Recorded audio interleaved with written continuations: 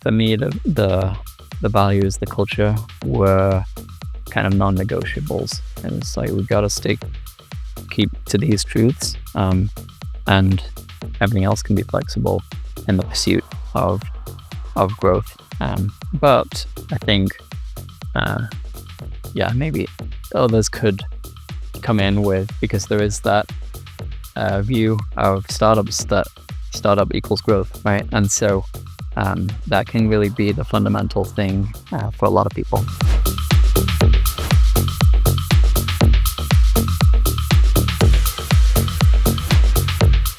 Welcome to the Startup CEO Show. I'm your host, Mark MacLeod.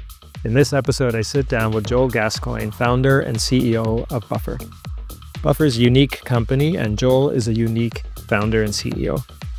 He lives by transparency. He discloses everything. We know exactly how his business performs. We even know what he pays all of his team members. In this discussion, we talk about the transparent philosophy with which he runs a company. We talk about them being venture-backed and then getting off the VC train, how he handled divorcing from his co-founder, the long-term approach that he takes to running the company, his leadership style. He actually only has one-on-ones once a month, and he's really kind of just taken a first principles approach to how he leads. And we talked about how fatherhood has impacted him as a CEO. Really fascinating conversation. I really hope you enjoy it, and I hope you subscribe. Joel, welcome to the Startup CEO Show. It's a true pleasure to have you here. How are you doing today? Good, thanks, Mark. Good to be here. Excited for this conversation. Yeah, it's been a long time since you and I spoke, and lots of things to cover. And I think Buffer, and by extension you, are kind of one of the more fascinating companies in the startup world. So yeah, I'd love to rip it apart. And maybe just start with one of the things that really makes Buffer stand out, which is just your transparency, right? You know, you disclose literally everything, right down to salaries. So maybe let's start with where did that kind of transparency philosophy come from? Yeah, I think so. When I trace that value of transparency back, there's a few formative experiences for me. So prior to Buffer, I worked as a contract web developer. And the company that I worked for, I just worked a few days a week, and it was a research company, and I was building out some of their product. And over the course of year and a half, 2 years, they'd made a big bet, and it didn't work out. And so essentially they were struggling, and ultimately they went out of business. The thing that always struck me was that they never shared this with the team. And this is a small company, probably 10, 15 people.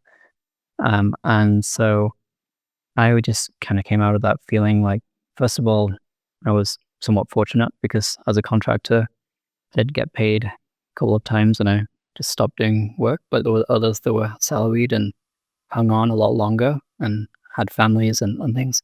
But yeah, I kind of came out of it feeling like, you know, if the leadership had opened up to the whole team, maybe we could have all come together and created a different outcome there. And then I think, you know, I've always been pretty open as a person. I've always found value and kind of a sense of freedom, of lightness that comes from sharing. I've always found when I share with other founders, they'll share back, and it makes for a much more fruitful conversation. So those are certainly other things that I think very early on contributed to that becoming one of our core values. And obviously then we kind of tripled down on it further. More than double down. Yeah, that's for sure. I'm curious, I can see the pros of it, both from your perspective and definitely from your staff's perspective. I'm curious, are there any downsides? Yes, I would say there are downsides. I think that transparency can be more work, and it certainly is more work so especially in the short term. I think this is where, you know, one of the other, it's not so much a value, but it's something that I've codified as one of our operating principles in the last few years is to be long-term as a business, be long-term minded. And so I think for us, having transparency with that long-term mindset has really served us well, because I would say that you gain velocity if you commit to it long-term and you allow it to compound and build up, in terms of, having a focus on having a documentation culture. And for example, we, with having transparent salaries, it's, as you know, it's completely open. We get a lot of benefits from that. People can just go to buffer.com/salaries and find out all the salaries for everyone in the team. They know what they're getting coming in, both in terms of that value of transparency and the numbers, what that number is going to be.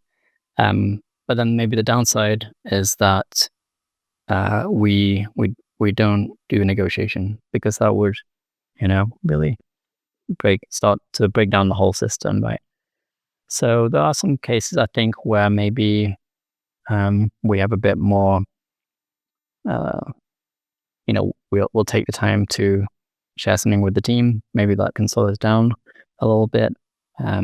Maybe we can't just quickly make a call, or like bend things to bring someone on board. But I think on the whole, the benefits we get in terms of the understanding everyone has of the strategy, of the numbers, of where we are as a business, and also the trust. Really, that's the really significant thing that I've found over time. Is so I think it's been a vital component of creating a strong culture for us. I am unencumbered. I have literally no technical knowledge, but I've always kind of heard this sort of prevailing wisdom that, a rock star developer is worth 10 regular developers. And I'm curious, A, do you believe that? And do your salary bands accommodate? It's a great question. To a certain extent, I believe it. Maybe not 10x, but certainly I think there's a multiple there. And the way I think about it is that for us, the philosophy of transparent salaries is simply an acknowledgement that we have beliefs, and we're going to put them into a system that is visible for everyone to see. So I guess I would just say, first and foremost, if there's a company out there that fully believes in the 10x engineer, then I don't think there's anything that is at odds with that and transparent salaries. For us, we have a few mechanisms in our system to allow us to have our own view on the value of a role, or even a function for us as a company. And so our system is a blend of the current market data, because I feel like we need to be grounded on something. Alongside, we augment it enough that we can really make our own decisions about. So we have, as an example, we kind of choose what percentile we fall on for each function. And for certain functions that we value more, we're product-led business, for example, we don't have a sales team, so we kind of index higher on products, and that has a higher percentile for us that we pull in terms of the market data. So we've got a few of these different levers. What I really loved about going through the exercise of transparent salaries, we've done it multiple times. I also did it earlier this year. We had a whole new salary system that we shared widely. What I like about the process is that it really forces us to, to articulate and put it into the system. And I think it's just a translation of our beliefs. And again, we gain that trust with the team, because it's all those beliefs just laid out for anyone to not only view them, but also question them. And there's a feedback loop there that goes into future iterations, right, of salaries. So I would just say that, every company should ideally have some kind of system that they're basing salaries on. I don't believe that is the case necessarily. But if you don't, it's a form of debt that you're accruing at the end of the day, right? And for us, having them be fully transparent, of course, it's an extra step to take it fully public, but it just holds us accountable in such a strong way that we really don't. We have built up a little debt at times, but we kind of reset it once in a while, and on the whole, we have not built up a lot of that type of debt, and I think that's served as well. I'm curious if your transparency, have you seen any unintended effects with competitors? Maybe they're going to be like your level plus 10% or try and mimic the things that you're doing because you share everything that you're doing. We really haven't, to be honest. I feel like that has always been a fear that maybe we've had at times, but others have really shared and asked us about. I have not really seen that happen. But what I will say is that I kind of like that, even if we do feel that a little bit, because it pushes us to be unique enough to keep people, not just based on salary plus 10%, right? So to be honest, in some ways, I'm happy that the numbers are out there and that people could approach people. I'm sure, and there's no doubt that people are being approached with those kinds of offers.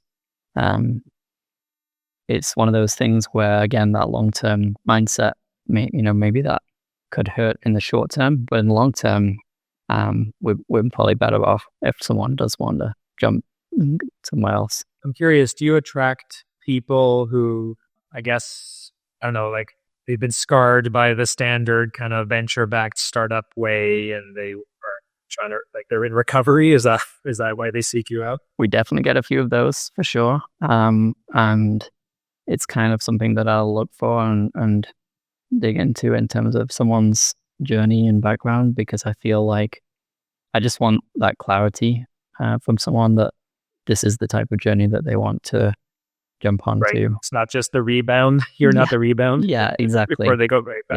Yeah. And I mean, we have very high tenure as a team. And it's one of the things that I think is part of our strategy. It's one of the things that helps us win when, in a lot of ways we have less resources than others. So we need to have these things that we are grounded on, that I believe, long term, we can be more effective by having people that are sticking around for a very long time. So yeah, we have people that have that type of experience. We also get quite a few people that might come from other companies that have like a focus on culture and really are intentional about that. Maybe other companies that are maybe bootstrap companies. We kind of sit a little in the middle, probably leaning more towards bootstrap. Of course, we've had that funding part of our journey. So yeah, we attract all these different types of folks. And also more recently, I would say that this is an interesting one because in the earlier years, we used to really index on this, which was people that are active users of Buffer themselves and active on social. And that's something that we kind of released a little bit as a requirement, or something that we really look for. I think that was a disservice to ourselves. And so in the last few years, we've been really focusing on that as well. And it doesn't so much have to be that they're, super active right now, but they need to have a desire to be, have a plan to be, because I just believe that having active users of the product, working on the product, we're going to build a better product. I know at Shopify, they encouraged, many of their staff to start a store, where you're like literally shipping, you maybe in some cases building a physical product, right? And you could argue that's a distraction, but it really gives you massive empathy for the customer, massive product awareness. So, yeah, I love that. And we've always encouraged side projects, being very supportive of that. And yeah, if someone has like a real side business, quite a few people above have side businesses that are bringing in money, and of course they'll have a social presence for those. And yeah, it leads to better outcomes, even if there's that tiny risk that someone has something that blows up and does really well, and then they go and focus on that full time. We've had a few folks that have done that. But I think you mentioned Shopify, and I'm very inspired by Shopify, and I think we have a similar kind of vision and mission of really helping entrepreneurs to be successful. And so to have people that are actively being entrepreneurs and they go off and pursue that, I think it's kind of part of the mission itself anyway. So you briefly alluded to this, about kind of you had funding in your journey and now you're bootstrapped. And, in my coaching practice, I only coach CEOs that have raised institutional capital.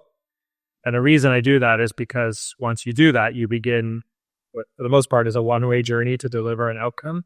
But you got off the VC train, right? So you actually, it's supposed to be a one-way, thing with no stops, but you got off. And so I would love it if you could just tell folks about that, because I'm sure there are some who have thought about it and maybe feel trapped because they're in the wrong path right now. Yeah.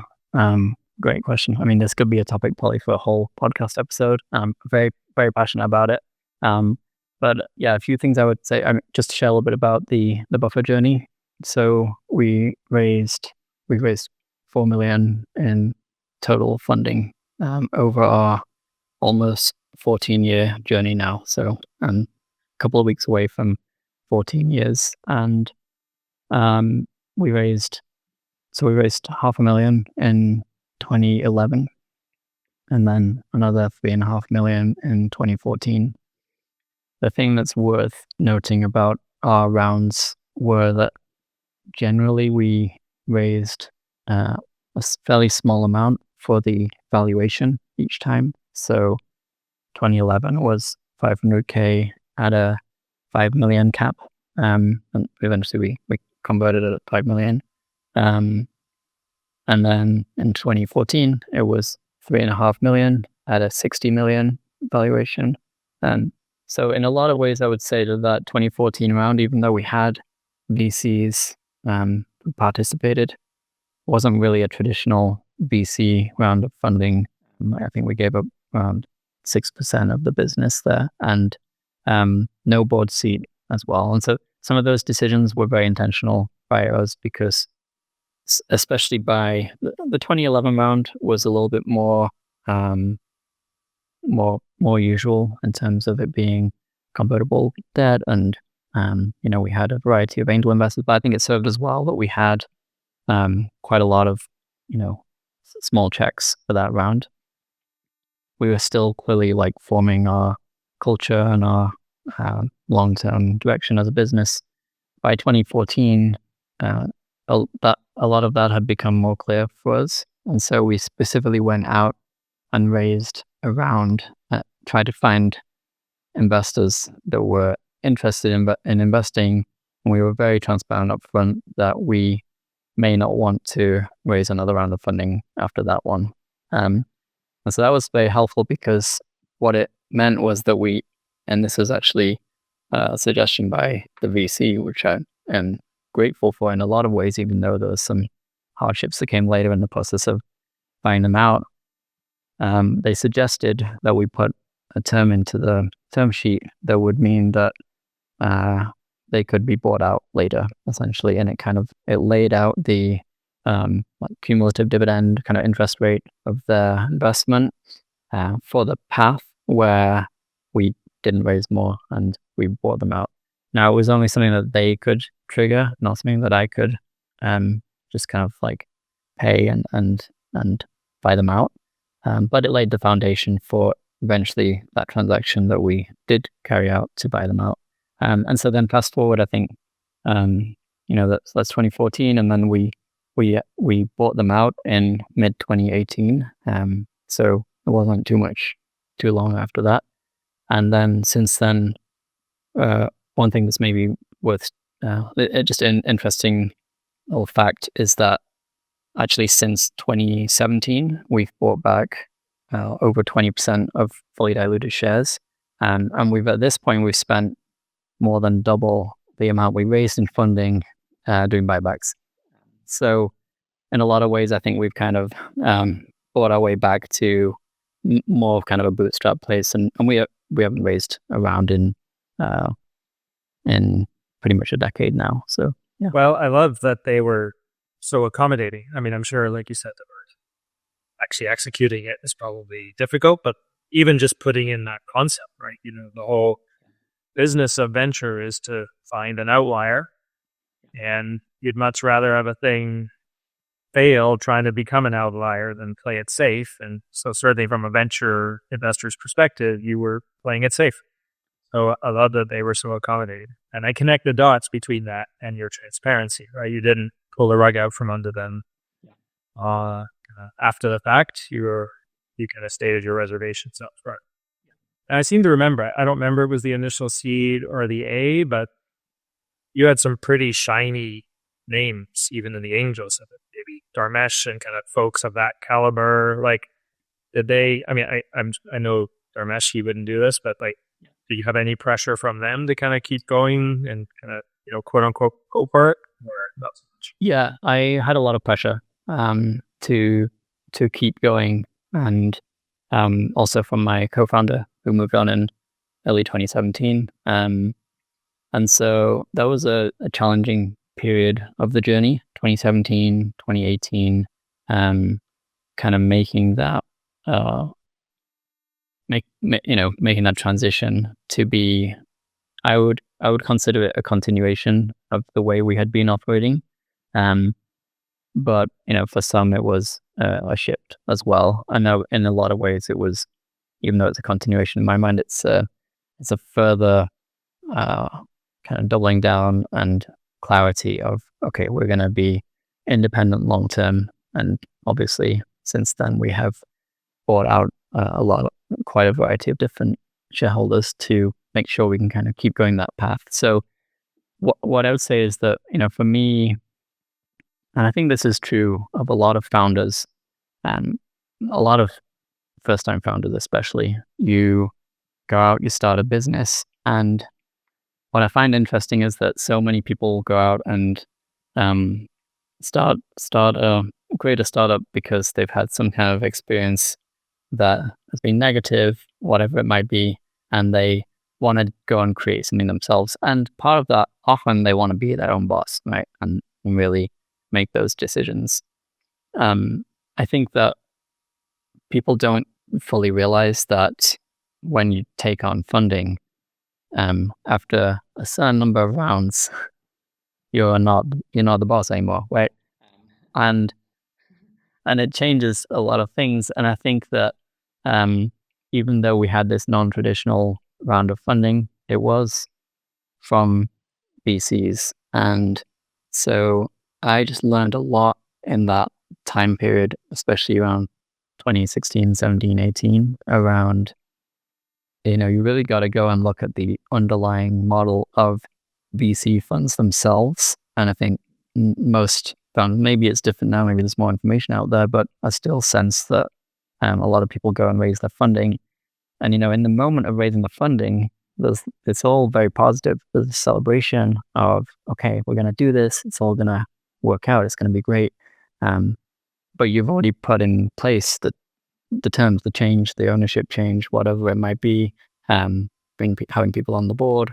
And so I think I learned a lot in that time period about, okay, what is that model of a VC fund? What's the time horizon of a fund to get their return, and then what impact does that have on my business, and does that line up? I'm not like against funding in all forms, but I do think that overall we found that VC funding, and that's why you have VCs that have different focuses and different worldviews, right? And they want to support a business like ours that kind of takes this long-term mindset, but sometimes it doesn't always line up with their own model. So anyway, all that to say, it was a tough period of time, a lot of pressure, and I kind of had to like buckle down and work through it. And then also on the other side of it, be quite mindful about who are the investors that are, or even shareholders overall, because you have alumni, people move on and they kind of become, they shift more into that investor mindset, more financial mindset, even if, that they are alumni, that they're shareholders.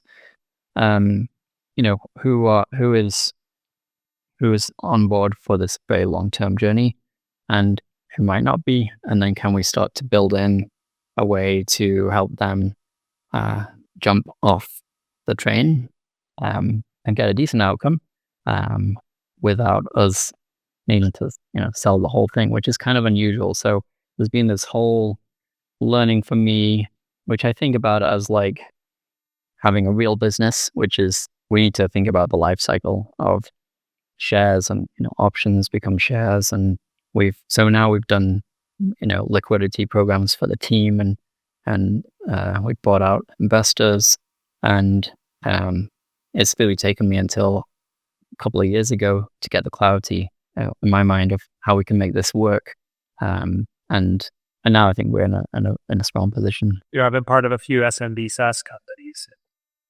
It's very rare for them to have the hardest thing in SMB is acquisition, right?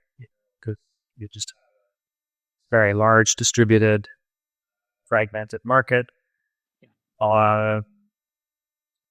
Testing new channels, payback period can be an issue, and of course, churn's the number one issue in an SMB SaaS company. It's just very rare for companies to have the go-to-market efficiency that would actually create the profits to even do what you're doing. So that's pretty special. Yeah. Thanks. And I will say it's been a journey, because we kind of took our foot off the gas of that, of acquisition and the go-to-market. And, we made some missteps, and we plateaued and declined for a number of years. And just in the last couple of years, we've really rebuilt that, go-to-market engine team, between content marketing and growth marketing, and we've got it working again, and now we're at acquisition numbers that we haven't seen in maybe 5 years, and so it's energizing to be back at this place. And I'll also say I'm grateful that we took this path as a company, because I'm pretty aware that going through multiple years of decline just wouldn't be possible if it wasn't for the model, the ownership, the long-term mindset that we have, and those buybacks ultimately. So let's talk about you and Leo. So we often talk about our co-founder relationships are like marriages, and as we know, a marriage has a pretty significant failure rate. It's around 50%. And you guys split along the way. Was it because you wanted to kind of keep fundraising and you didn't? Yeah, I think that was one of the factors, and that'll probably be the simplest way to kind of describe the difference in direction. I think you can also kind of think about it as a growth versus culture kind of focus as well, and the values and kind of how sacred I saw those to be. But yeah, he would have loved to keep fundraising, keep pushing, I think, to have it grow as quickly as possible. I wonder, in hindsight, my impression is that you have these very strongly held beliefs about how a company should be. And those beliefs are not based on the template. Like I said, Buffer's pretty unique. I wonder whether those beliefs, just the strength of those beliefs, are just inherently incompatible with having a co-founder. What are your thoughts on? Yeah, it's a good question. Are you thinking in terms of the long-term independence or other aspects of those beliefs? Or just it's a certain amount of rigidity. I just deeply believe X. And so someone else is coming in and be like, well, I think Y is a possibility. And you're like, well, no, because I'm just it's like sometimes you see founders who are just so in love with their product. And that sounds positive, but really what ends up happening is all they're doing is evangelizing. No, don't look at my widget. Don't you understand how good my widget is? And then they're not open to kind of market feedback versus being in love with the problem and therefore iterating on the product to solve the problem. So I don't know if that analogy works, but I'm just wondering whether you felt like you just so deeply believed in a certain way of building a company that was, like I say, pretty unique. Whether that meant that it was, unless someone else had like some kind of mind meld with someone, it was going to be hard to kind of co-create that company. Where I think there's probably some truth to that is that I think about the Buffer journey as, for many of those early years, we had it all. Like we had our cake and we ate it too, because we created this very unique culture. We were fully remote since very early days of remote. We traveled the world while we built this thing, and we were in so many ways we were living the dream. I think maybe what we failed to do is to and we, in so many ways, I would say Leo and I were like mind melded. Like we were so connected in that way, in especially like the peak years of those early years. But maybe what we failed to do was get to the depth of what do we believe are the fundamental things that matter here in what we're creating, because we were fortunate to have growth and unique culture. And where it started to break down was where growth slowed a little bit, and our views on how to resolve it, when it was truly at a point of being alarming, and also what was flexible in resolving it and what was not flexible.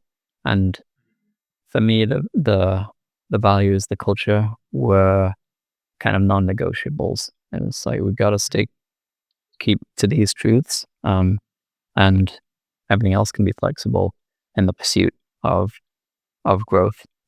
But I think, maybe others could come in with, because there is that view of startups that startup equals growth, right? And so that can really be the fundamental thing for a lot of people. This episode is brought to you by Fellow. Tell me if this sounds familiar. You wake up, you take a look at your calendar, and you see it's filled with meetings, stand-ups, weekly check-ins, one-on-ones, town halls, and those are just your internal meetings. Some are productive, but some are definitely slowing you down. Be honest with yourself. How many times have you thought this meeting could totally have been an email? Now consider that in the US alone, there are 55 million meetings each day, and 85 to 90% of those don't have an agenda. Fellow is on a mission to solve the meeting problem by offering the only AI meeting management solution that covers every part of your organization's meeting workflow. And as a Startup CEO Show listener, you get 300 free minutes of AI recordings if you sign up today. Go to fellow.app/CEO to start your free trial and start having better meetings. You probably don't know this, but Leo is actually pretty instrumental in me becoming a coach. When I was winding down SurePath, he was actually doing some coaching at the time, and I did a session with him. And I was being all Vulcan, type A, anally retentive CPA about my decision, and he was just being intuitive, gut-based. He's just like, dude, you're ready, just go and be a coach. Anyway, I got off that call and decided to be a coach, so I'm glad I did that call. That's awesome. I mean, I always found Leo to be, he was a great customer researcher, for example, because he can kind of just be intuitive to those, like what's going on. And then he's also willing to ask anything, right? He will ask the question that will really get you thinking. So yeah, that's awesome. You're 14 years in now, which is, far longer than the tenure of most companies. And, I think you told me like you take a long-term approach to decision making, and probably many startups either don't or can't, right? If you're burning your way to greatness and your runway is measured in months, then maybe it's a luxury to think long-term, even though really you'd be best off to do it. So maybe just expand on kind of that long-term approach that you take to running the company. What's interesting is that I think that the long-term approach can develop over time. I've certainly become more emboldened in taking the very long-term path. At the same time, it probably needs to have some element of that desire early on to enable you to just make some of the decisions and have a little bit of that foresight. As we talked about the choice with fundraising, and just I think there was a clarity I had that the culture, the path, even the path for the business model and the types of customers we serve needed a long-term view, and so we made some of those choices. The reason that I enjoy taking the long-term view is that I think it kind of changes the game. I think there's that concept of the finite versus the infinite game, where the finite game is, there's a goal, there's an end to it, and the infinite game is the game is about continuing. And I think that part of the arc of Buffer is also, for me, realizing what are some of those differences in terms of the choices I can make that are very long term, that will put us in a different kind of category. And as you said, some can't choose this, and I think we have to be making those choices that others can't make in order for us to kind of win in this choice of game that we've taken. So yeah, for some of those are in a space that's been generally the flow has been going up market, which is a lot of times the case in SaaS. In the last few years, we've gone pretty aggressively down market, and that's been part of our turnaround back to growth. Yeah, back to the roots. And I think that's also the key as well, is that the times where we've lost our way, or I've lost my way, have been where I've kind of looked at the playbooks, at the best practices, either for what the CEO role should be or for what a SaaS business should do. And honestly, they've led me astray quite a few times. And so often the case. Yeah. And by the way, if you want non-average results, don't do the average. Exactly, right? Yeah. Yeah. And it's somehow we can say that, but somehow it can also get bundled up into its own playbook or something. Somehow it feels like. Yeah. But I think that I've had, in 14 years, you have some, you have great years, you have tough years, you have years where you're learning a lot, and you have years where you end up kind of reaping the rewards of things that you've been planting. And one of the reasons I like the long-term path is because you get this.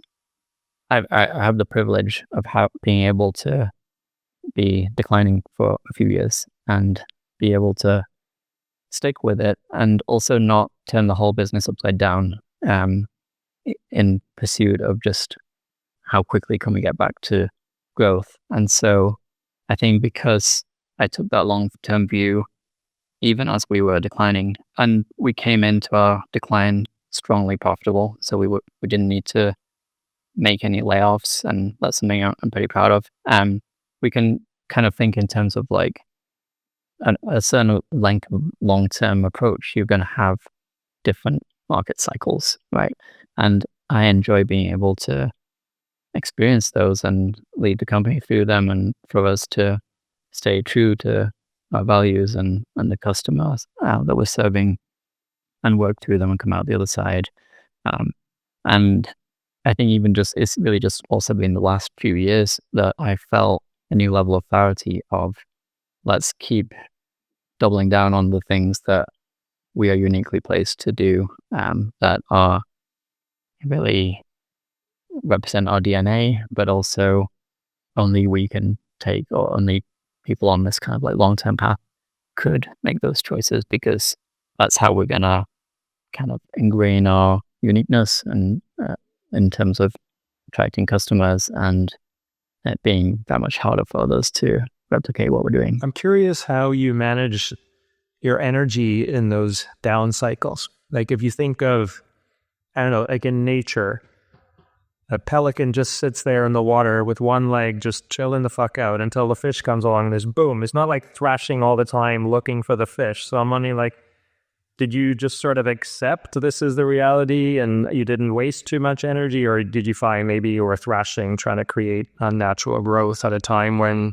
it just wasn't there to be had? I think there was some thrashing going on in the earlier years of plateauing and decline. Some of that was searching for strategy and not having clear strategy, not being fully aware of what led to our growth initially. That's something I reflect on a lot, is that for us at least, the way that we achieved strong growth and initial traction and then continued scaling was, in a hindsight, we did a lot of things right, and they all came together, and they clicked together, and it was a strategy, but we never thought about it as, okay, this is the strategy and these are the different things. We kind of just were following our gut. And I think then there's kind of these middle years where we plateaued and declined because we didn't have that clarity of what the strategy was that was working, and we started trying all these different things that actually some of them were in conflict with the strategy that was working. We started going up market a little bit, and we kind of changed our business model in a lot of ways, and we somehow made choices that led us towards our competitors and became very commoditized, and really a lot of our differentiation faded away. And then so there's a little thrashing in those years where we lost that differentiation. The results started to plummet, and it was as a leadership team and for myself, reflecting on, okay, how do we get to that next phase of growth, and how do we make this strong again?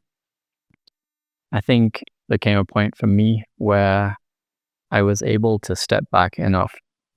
This for me was late 2020. We started to decline just before the pandemic, and then the pandemic was this extra double impact because for us at least, we have a lot of physical small businesses that we serve, so they just kind of ceased operations, a lot of them.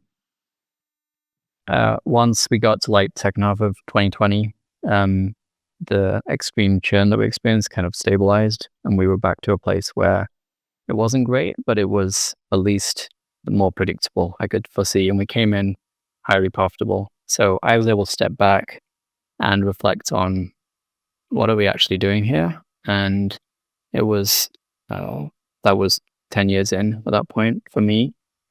And even though we were still profitable, but we were declining in terms of top line growth. There was a situation where I was able to step back, reflect. I came back to my roots of really serving entrepreneurs and small businesses, and that's what I'm really passionate about. And a few things clicked for me. I realized we got to get back to that. And then it still took a couple of years before. And I think then the key at that point was, I think, having a truly strong strategy, having conviction, making sure you're leaning on your gut as well as on data, not just purely on data. And then I started to look more deeply into our numbers and see that the choices we were making were starting to work out, not on the macro level of the business metrics, but on some of the specific segments. I could see that it was working. And that was an interesting period because I had a level of just calm and a conviction that was hard for the team to have, but I just felt content that this was going to work out. I could see the numbers shifting when I segmented them. And I kind of knew the things that we needed to start working on. And it ended up being that we essentially rebuilt a lot of that differentiation that we'd neglected and allowed it to just fade away. And then with that, and we had some luck as well because of the way that the social media landscape shifted as well, and our competitors and things. But yeah, it started to work. And last month we just had our highest sign up among 110,000 people signed up for Buffer last month, and it's our highest in about 5 years. So There's this distinction between co-founders and other leaders in the company. You have a management team, but of course, someone started the company, someone didn't. In your case, and very often those co-founders, even though they are founders, own like a tiny fraction of the company. But in your case, you literally are the owner of this business. And so I'm just curious, like, does that create, I get the sense you would be very collaborative and engage your leaders, but does that create two classes of leadership in the company? Are you essentially driving long-term direction yourself and then telling people this is where we're going, or how does it work? yeah, I would say that there is that distinction, and I'm very collaborative, and we have a lot of long tenured folks who've got some really experienced folks that have come in as well in recent years, and so I really value all those different perspectives. But I think I have to recognize that I'm the one that's going to be best positioned to have the whole picture of the business in my head at one time, and have the historical context of the journey that we've been through as a business, and the journey that the landscape that we're operating in has gone through as well. One thing that's interesting is, we've talked about Leo and kind of co-founders, and I've had this experience where, coming up to 14 years working on Buffer, Leo and I worked together for 6 years, so I've now actually had almost 8 years working without a co-founder. And there's no doubt at all that there's a huge difference between a co-founder and even a long-term team member, right? There's a level of just kind of,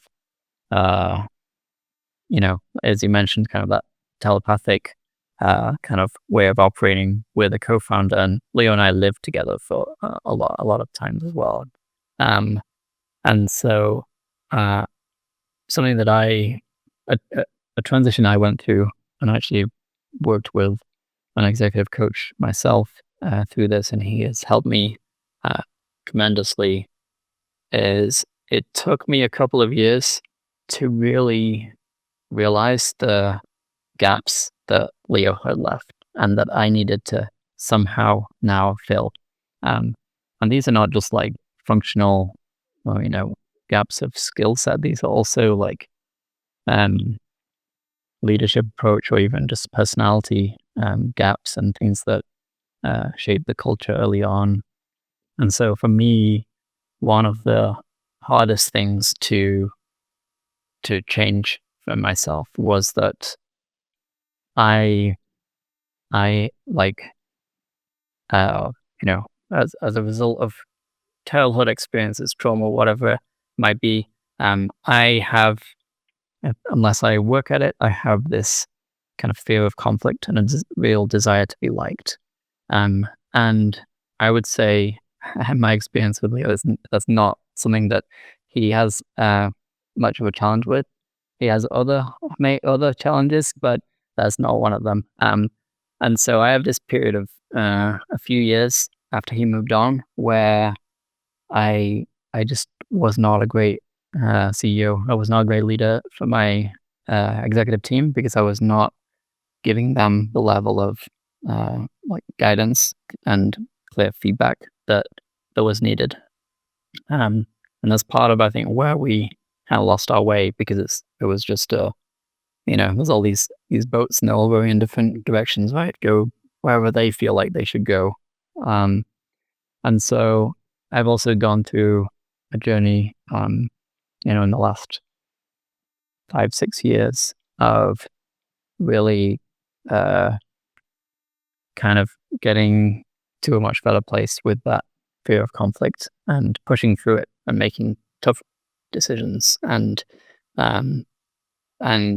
so with that, what came back to me was my conviction and my energy in what we were doing as well, because the other part of what happened was, there's a lot of talk recently about founder mode, and I can have my own experience of it because, and for me, it's connected with this fear of conflict and what I allowed to happen because I stepped out of the details and I led everything through my team.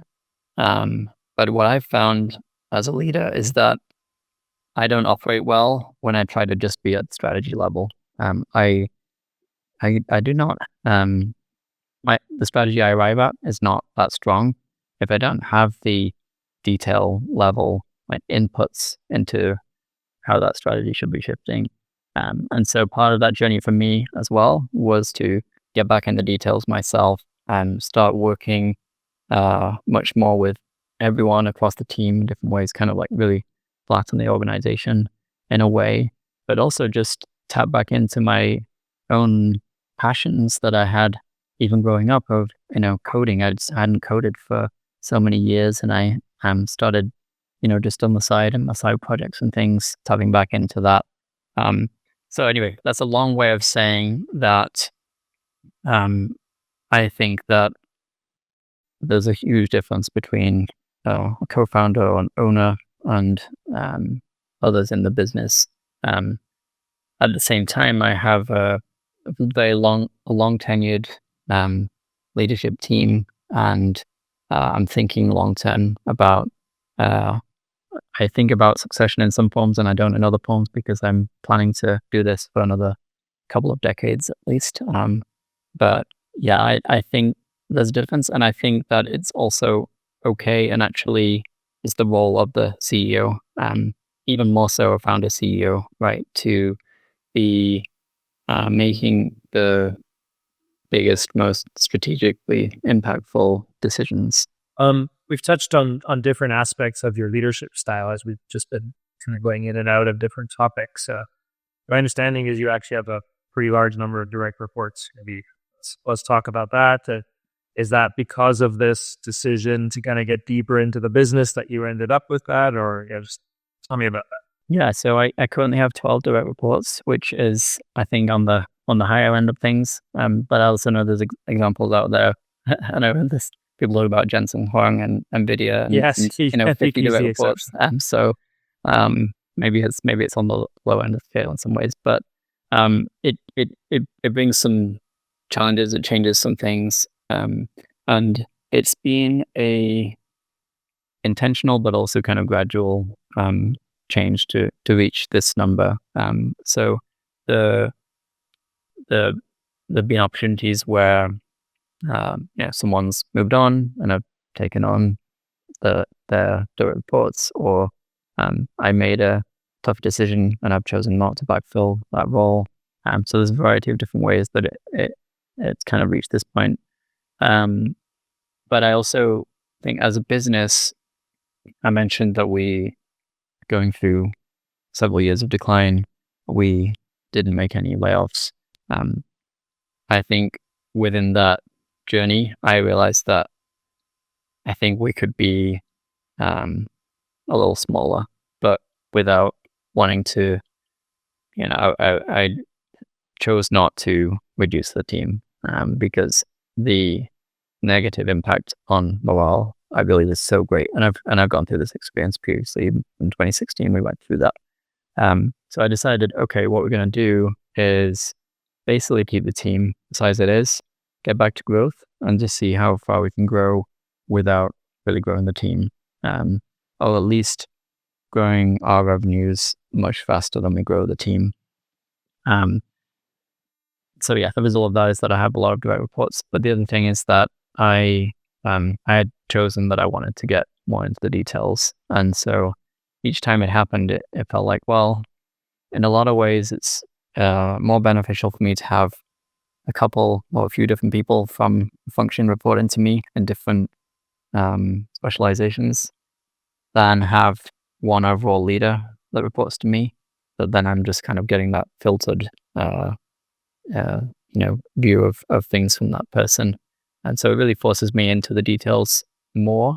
And through that, what I found is that I'm able to implement a strategy that is much more cohesive across all areas, because really I think a strong strategy is going to be about making choices that are going to differentiate you and making choices that interconnect and compound. So you make one choice over in marketing, another choice in product, and they are kind of aligned in the maybe strategic theme that they're pursuing, and then they can interlock and compound. And so I'm better placed to be able to drive those outcomes through the team by being by having more people report to me.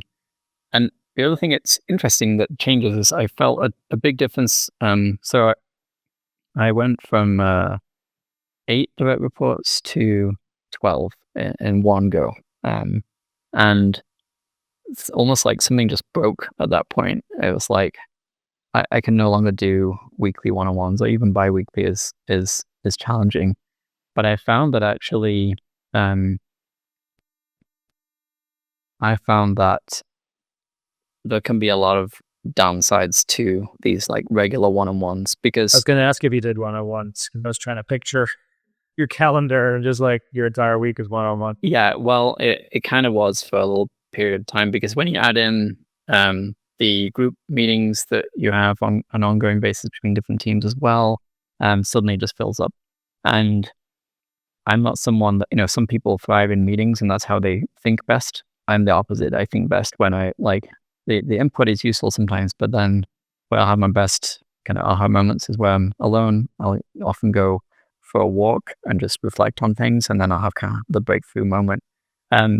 So these days I have monthly one-on-ones, and I don't have any other meetings scheduled other than those monthly one-on-ones. So there isn't a weekly leadership team call? No, there isn't. And that's a fairly recent development. We're currently experimenting with, I've called it deep work quarter. So for Q4, we're in deep work quarter, and we are really pushing ourselves to have the discussions in an asynchronous, that long form discussion space.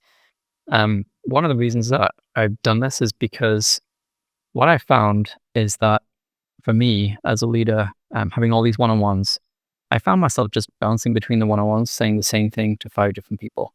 And it was just the current like choices I was making on strategy or whatever it might be. And then I started to realize that almost every item in, I'd have all these one-on-ones, and they'd each have a shared agenda document. We'd add agenda points. And I found that each of those agenda items, it was very rare that we absolutely were the only 2 people that should be discussing that item. And so I realized that those items would really benefit from other people being involved. So why are we discussing them in this kind of one-on-one forum when? So I've basically, and the same thing for the group meetings, right? They're still usually excluding 1 or 2 people that could really add a lot of value to those topics. So basically it kind of just translated all these one-on-one and group agenda items and said, let's put those in a transparent space where we discuss them and get rid of those meetings and give ourselves the space to actually write and discuss them that way with each other. What it also has created room for is that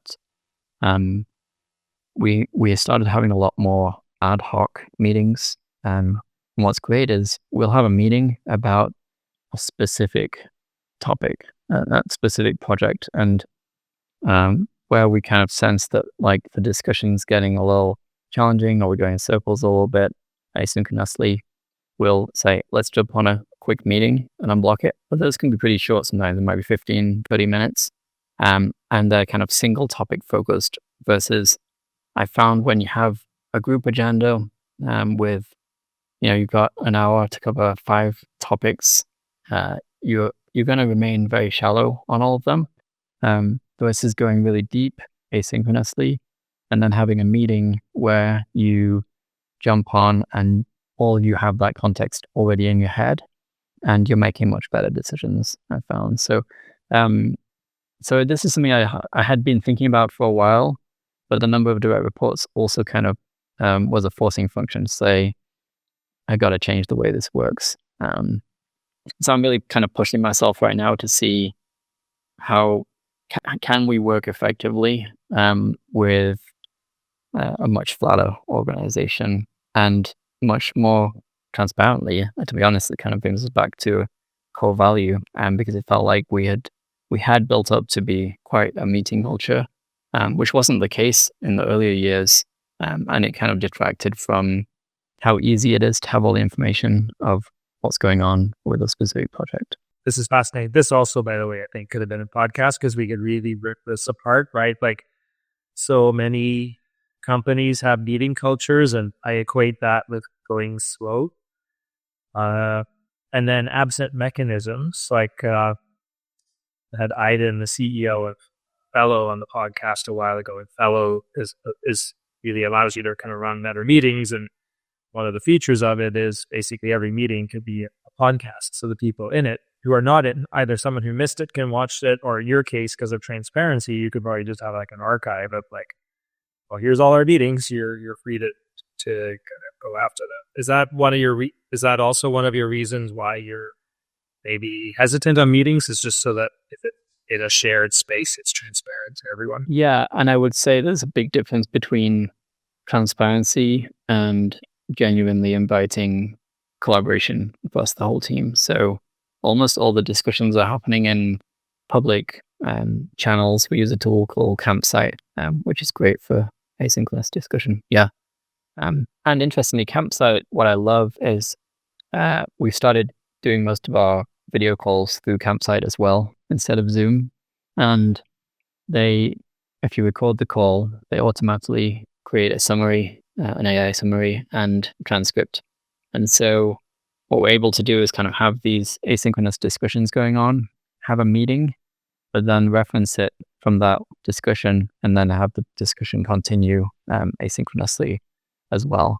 But yeah, I would say that we played around with having a podcast, an internal podcast before many times. We did it a few times. One thing I started to realize is that given our commitment to transparency, we were losing a lot of efficiency by ending up staying committed to our value of transparency, but creating extra work for ourselves and saying, this happened, and now we need to share it with the team. And so I love the idea of a podcast because that's definitely more streamlined than, we used to have a weekly executive meeting and then one person would write a summary and share it with the team. But it was all this work. And so I'm really focused right now on how can we make the work just transparent, like literally the same work that we're doing is just transparent. But I also want to invite more people, which is where the concept of a podcast maybe for me starts to break down, because I think if it's an asynchronous discussion in a public channel, then we can pull in anyone at any point who, as the discussion develops, they are the best person to add some kind of value to it. This is all fascinating. Maybe final question, Joel. So you actually have 3 startups. You've got this rebellious teenager named Buffer, and then you have 2 children. I'm curious how, if at all, fatherhood has changed your approach to running a company. Yeah, I think a couple of key things for me, and it's actually interesting. I'm good friends with Amir, the founder of Todoist, and he shared this with me before I became a dad.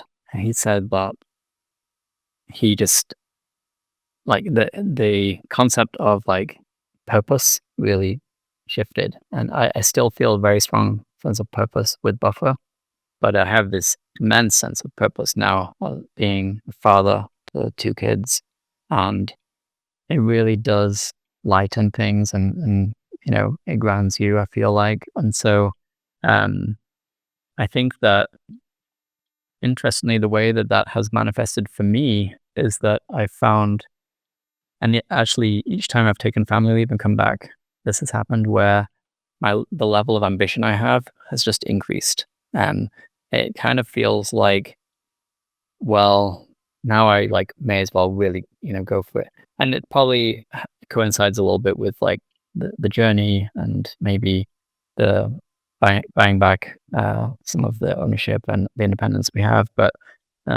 yeah, today I feel like, what do I really have to lose? It's something that I think is kind of energizing. Is I think for a lot of the earlier years of Buffer, um, everything was about Buffer for me, like my whole life. Whereas now I think having this other part, which is so important, like I really don't work much, if at all, at the weekend. Um, I sometimes have little side project passion things that I do, but like that'll shift it in a way. But I used to work all through the weekend all the time.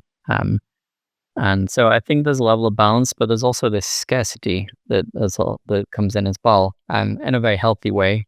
I feel like right from the moment Milo, our oldest, was born, and you're just trying to get a little bit done in between the naps, and they nap a lot, but um, it's unpredictable. Like you just don't know when they might wake up, and so I distinctly remember trying to get some work done, and it is a forcing function of productivity because you do have those time up, and even today I kind of have my 9 a.m. to 3 p.m. window of like school hours to get work done, and so I think it's